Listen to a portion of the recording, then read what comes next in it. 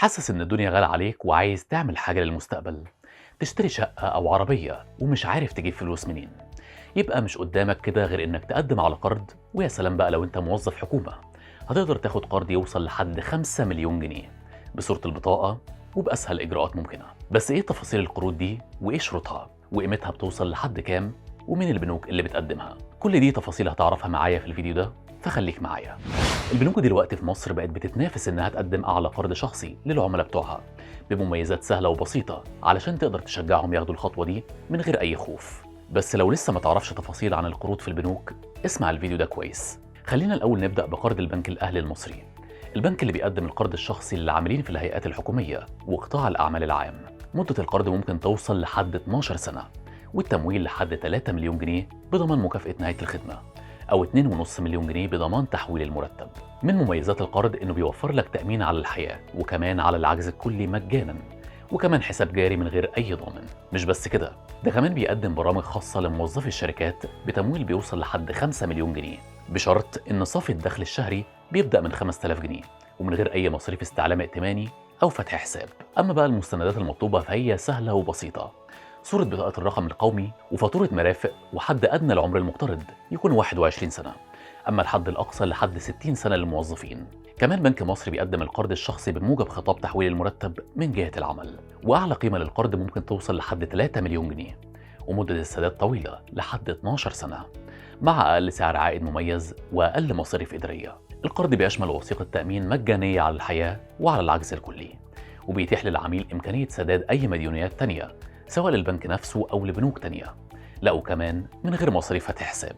ومن بعد مرور 3 شهور يقدر العميل يعمل استعاضة أو قرض تكميلي حسب العبء الشهري. أما المستندات المطلوبة فهي صورة بطاقة رقم القومي سارية وخطاب معتمد من جهة العمل، كمان شهادة حديثة بمفردات الراتب في حالة إن الراتب مش متحول على البنك، وده كله بيكون وفقا للشروط والأحكام المطبقة. أما بنك كيو ام بي مصر فبيقدم القرض الشخصي للموظفين بتمويل بيوصل لحد 2 مليون جنيه وفترة سداد لحد 7 سنين. القرض لموظفين الحكومة والشركات وكمان قطاع الأعمال وكمان القوات المسلحة. برامج القسط متنوعة سواء شهري أو ربع سنوي أو حتى سنوي، بس خلي بالك لازم الدخل الشهري يبدأ من 300 جنيه، ومبلغ القرض من 3000 لحد 2 مليون جنيه. سعر الفايدة بيبدأ من 24% متناقصة سنويا، والتأمين على الحياة مجاني، والقرض قيمته 500 ألف جنيه لأصحاب الدخل الأقل من 50 ألف جنيه مصري، وبيوصل قيمة القرض لحد 2.5 مليون جنيه لأصحاب الدخل بداية من 50 ألف جنيه مصري وأكتر.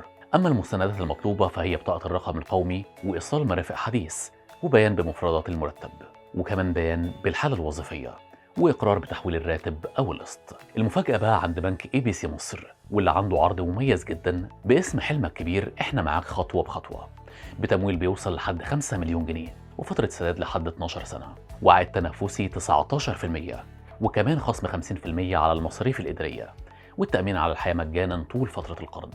ده غير مرونة في سداد الأقساط سواء شهرية أو ربع سنوية أو نص سنوية أو حتى سنوية، وبتمكنك كمان من شراء مديونياتك في البنوك التانية بمميزات محترمة جدا.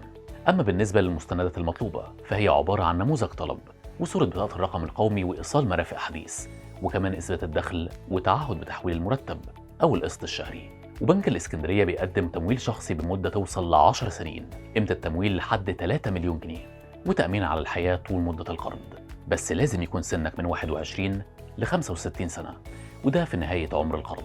والحد الأدنى لمدة العمل 3 شهور، والمستندات المطلوبة صورة بطاقة الرقم القومي وخطاب مفردات الراتب، وممكن يطلب مستندات إضافية حسب برنامج التمويل. وكمان المصرف المتحد بيقدم لك القرض الشخصي بسعر فايدة تنافسي جدا وفرص تمويلية كبيرة بتوصل لحد 5 مليون جنيه وبتسددهم لحد 8 سنين. أما بالنسبة للأوراق المطلوبة فلو موظف حكومة بتقدم شهادة مفردة مرتب شهرية أو سنوية وتكون مختومة بختم النسر أو ختم الجهة الحكومية اللي أنت فيها. ولو موظف قطاع خاص بتقدم شهادة معتمدة من جهة العمل موضح فيها الوظيفة وتاريخ التعيين ونوع التعاقد وكمان مفردات المرتب.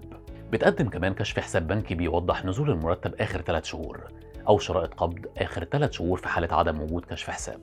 أما بنك القاهرة فبيقدم برنامج خاص لموظفين الحكومة بضمان تحويل المرتب مع دخل إضافي وسداد بالقسط الربع سنوي أو حتى السنوي. والشروط بسيطة جدا: أقل سن للعميل يكون 21 سنة، وأقصى سن عند نهاية القرض تكون 60 سنة، والحد الأدنى للدخل هو 300 جنيه، وأقل قيمة للقرض 3000 جنيه، وأقصى قيمة بتوصل لحد 2 مليون جنيه. أما مدة السداد فممكن توصل لحد 180 شهر، وسعر الفايدة بيبدأ من 24.5% متناقصة سنوياً.